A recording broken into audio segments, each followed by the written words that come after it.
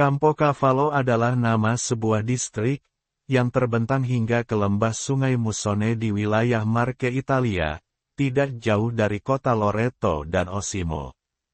Sejarah desa kecil dengan populasi 1.500 penduduk ini, dimulai pada akhir tahun 1800-an, meskipun asal-usulnya jauh lebih tua. Di sebuah persimpangan jalan sepi, antara Jesi, Loreto, Castelfidardo dan Recanati, hanya terdapat beberapa rumah, sebuah sekolah, yang di dekatnya ada sebuah kapel kecil. Kapel yang dibangun sekitar tahun 1860, oleh penduduk lokal yang taat, untuk dapat dipergunakan oleh petani setempat, guna menghadiri misa kudus, tanpa harus berjalan jauh beberapa kilometer ke gereja terdekat. Tapi di dataran tak jauh dari situ, dipenuhi rumah-rumah pertanian. Setiap peternakan memiliki barisan pohon poplar sendiri, tempat tanaman merambat dibudidayakan. Dan di dekat rumah terdapat kandang ayam, kandang kelinci dan kandang babi. Angsa, bebek, ayam dan kalkun hidup berdampingan, dan bersama-sama, berkeliaran di padang rumput dan ladang untuk mencari makanan. Di rumah-rumah petani ada kandang ternak, dan desa berada dekat aliran Sungai Musone, yang airnya terus mengalir. Keadaan damai ini, hanya bertahan sampai Perang Dunia II. Tapi saat ini lingkungan telah berubah total, rumah-rumah pertanian kosong, tanaman hampir semuanya ditebang, banyak pabrik di belakang rumah. Hanya Sungai Musonelah, yang masih memiliki sedikit gambaran bayang-bayang, tentang Campocavallo lama. Seorang imam muda, Pastor Giovanni Sorbellini, yang biasa dipanggil Don Sorbellini, yang datang berjalan kaki, setiap hari Minggu dari kota Osimo, untuk merayakan misa kudus di kapel, dan melayani kebutuhan rohani umat beriman.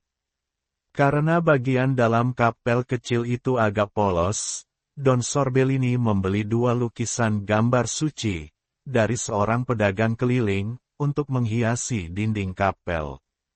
Yakni gambaran hati kudus Yesus, dan Pieta, Bunda Dukacita yang menggendong tubuh putranya yang tak bernyawa dalam pelukannya, dengan tatapan menghadap ke langit. Inilah cerita sejarah, bagaimana Bunda Maria berkenan menjadikan kehadirannya bisa dirasakan, seperti Bunda Maria yang berdukacita.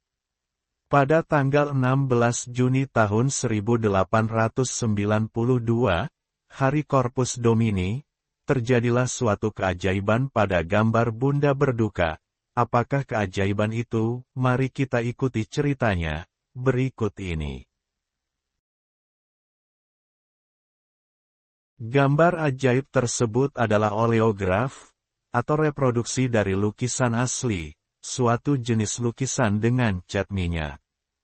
Ukurannya 38 cm x 52 cm, dan menggambarkan perawan yang berdukacita memegang tubuh Yesus yang tak bernyawa dalam pelukannya, setelah dia diturunkan dari kayu salib. Dengan latar belakang terlihat kota Yerusalem. Bunda Maria mengangkat pandangannya ke surga, dan menunjukkan, bukan rasa sakit yang pasrah, namun keselarasan penuh, dari kehendaknya dengan kehendak ilahi. Gambar ajaib itu dihiasi dengan permata, dan batu berharga, mahkota dan hati yang ditusuk oleh 7 pedang. Pada tanggal 30 Maret tahun 1938, gambar itu dicuri, dan tak lama kemudian, gambar ditemukan, tapi hiasan berharganya telah hilang. Pada tanggal 13 Agustus tahun 1939, Bunda Suci dimahkotai kembali, dengan ornamen baru yang berharga, dan pada kesempatan tersebut umat paroki memberikan persembahan, ucapan syukur kepada perawan, dengan membangun mahkota besar, dari anyaman gandum, yang dipanen dari ladang setempat. Tradisi ini diulangi setiap tahun, sehingga melahirkan festival, Kovo, yang telah berkembang menjadi acara budaya dan agama yang sangat penting di Campo Cafalino. Sebelum kita mendengar keajaiban lukisan Bunda Berduka, kita telusuri bagaimana asal-usul berdirinya kapel di Campo Cavallo tersebut. Sekitar 20 tahun sebelum peristiwa ajaib ini terjadi, seorang Nazareno Tadioli membeli sebidang tanah pedesaan dengan tujuan untuk pensiun dan menjalani kehidupan tenang. Sebagai orang yang sangat religius dan saleh, ia berpikir untuk membangun sebuah gereja kecil di sebelah rumah pertaniannya, dengan sakristi kecilnya, ruang penyimpanan kecil, 2 atau 3 ruangan kecil, dan di lantai 2-nya untuk tempat tinggal seorang imam. Pembangunan kapel dilakukan tanpa desain atau seni. 4 dinding dari batu bata biasa disatukan dengan mortar sebisanya, diplester dengan buruk di sisi dalam dan luar. Di sana terdapat pintu utama masuk gereja, dan pintu kecil untuk sakristi, dan ada 2 atau 3 jendela untuk penerangan.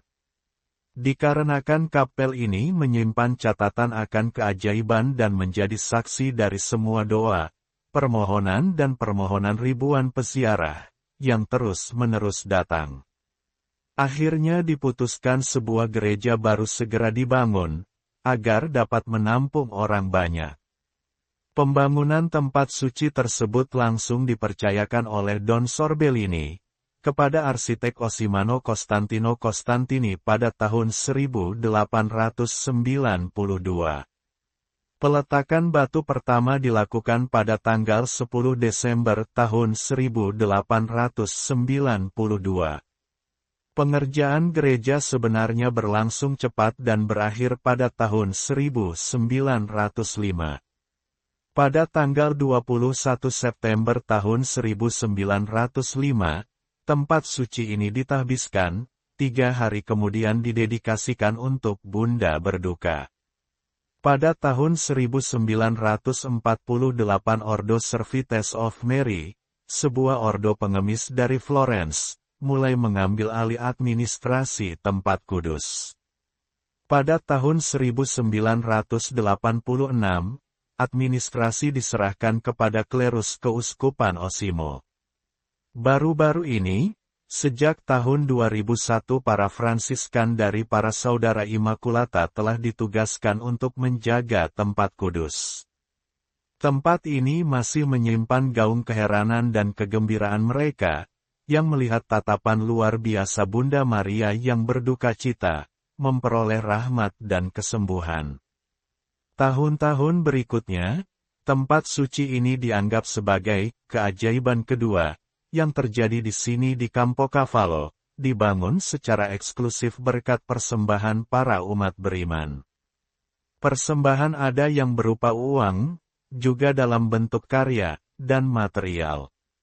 Para pekerja dan tukang batu mengulurkan tangan mereka, dan para peziarah datang membawa kayu, kerikil, kapur dan batu. Pekerjaan konstruksi pada bait suci baru dimulai pada bulan April tahun 1893. Pada tahun 1905, tempat suci ini diresmikan, namun pembangunannya baru berakhir dengan pembangunan Menara Lonceng, pada tahun 1913. Pada tanggal 16 Juni tahun 1892, Hari Corpus Domini, adalah hari yang dipilih oleh Bunda Maria untuk mukjizat pertamanya. Setelah misa kudus sekelompok umat sedang berdoa dengan tenang, mereka tiba-tiba menyadari bahwa gambar Bunda Maria basah karena tetesan air mata. Saat melihat pemandangan ini, spontan terdengar seruan dari kerumunan, Bunda Maria menangis. Air mata Bunda Maria hanyalah bagian pertama dari mukjizat tersebut, karena dengan air mata tersebut, Bunda menarik perhatian semua orang ke matanya, di mana mukjizat baru akan segera terjadi. Keesokan harinya, tanggal 17 Juni ada banyak orang datang ke kapel, untuk melihat gambar Bunda Maria yang sedang menangis. Ketika sebagian besar umat menatap gambar itu, lukisan menyatakan keajaibannya, mata Bunda Maria tiba-tiba melihat ke bawah. Mata Bunda Maria yang berduka cita, seolah-olah hidup. Pada lukisan tergambar, pupil Bunda Maria melihat ke atas ke arah surga, namun sekarang mereka melihat ke bawah, ke arah para umat.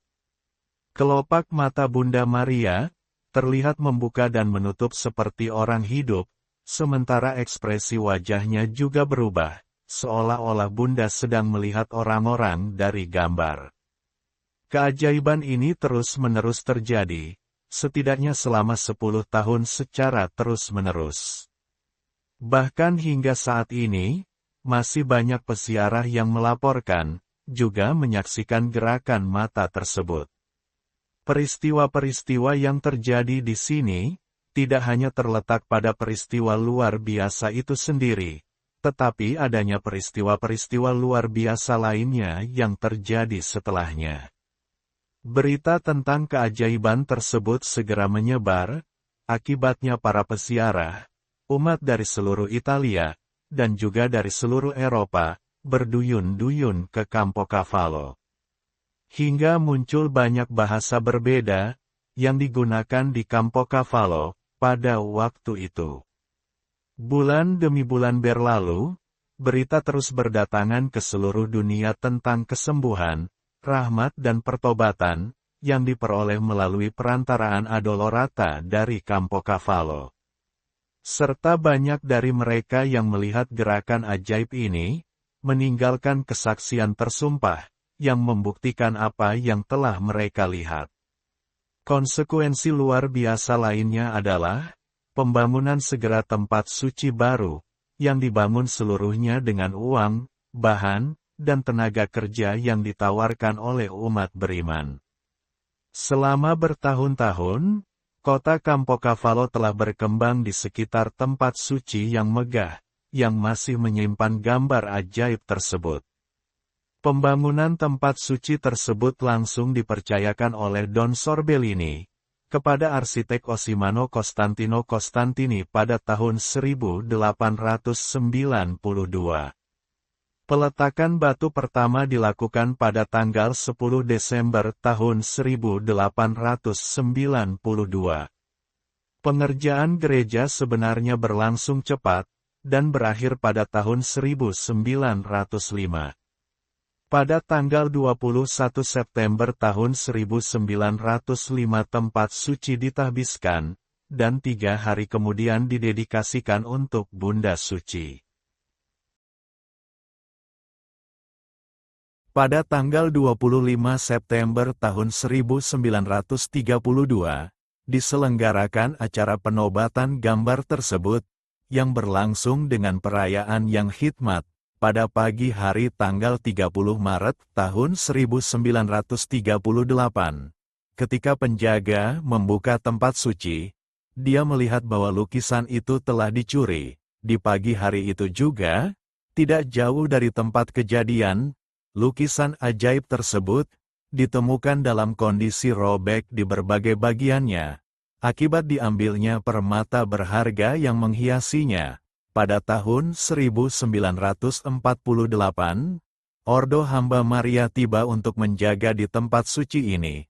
Pada malam hari antara tanggal 23 dan tanggal 24 April tahun 1976, kejadian tahun 1938 terulang kembali. Sekelompok pencuri baru mencuri gambar tersebut.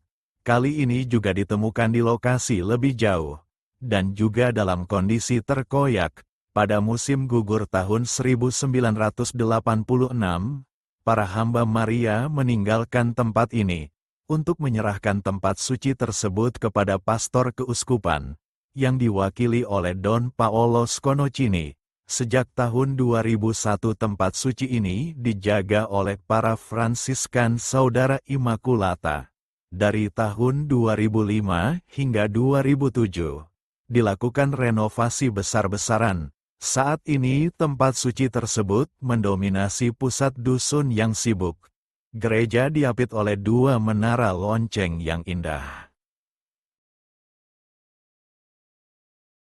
Tempat suci ini dibangun dalam 3 bagian tengah, dibagi oleh 10 pilar dan 6 kolom. Sosok Our Lady of the Seven Sorrows mendominasi aedicula atau cerukan marmer di kubah. Di tempat suci terdapat beberapa kapel, seperti Kapel Saint Vincent Ferrer, Kapel Santo Antonius dari Padua, dan Kapel Salib. Ada juga banyak patung dengan keindahan yang langka. Our Lady of Sorrows, Saint Anthony Abbot, Saint Anthony of Padua, Saint Joseph Suami Maria, Hati Kudus Yesus yang indah, patung Saint Vincent Ferrer, patung Saint Isidore, dan patung petani. Di atas kubah berdiri patung Bunda Maria, dilindungi oleh kubah setengah bola. Di Campocavallo, sejak tahun 1939, Festa del Covo, festival pembuatan miniatur gereja. Pada setiap tahun di bulan Agustus, penduduk kota setempat mempersembahkan kereta yang membawa model gereja besar yang hanya terbuat dari jalinan bulir gandum. Covo membutuhkan waktu berbulan-bulan untuk dibangun dan menggambarkan berbagai gereja atau bangunan keagamaan terkenal dari seluruh dunia. Demikian kisah gereja, Sanctuary of Lady of Sorrows di Campocavallo, Osimo Marche, Italia.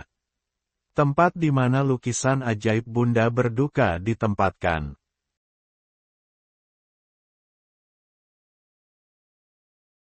Terima kasih sudah menonton. Untuk kelangsungan channel ini, jangan lupa subscribe, like jika menyukainya, share jika bermanfaat, dan komen. Tuhan Yesus memberkati. Amin.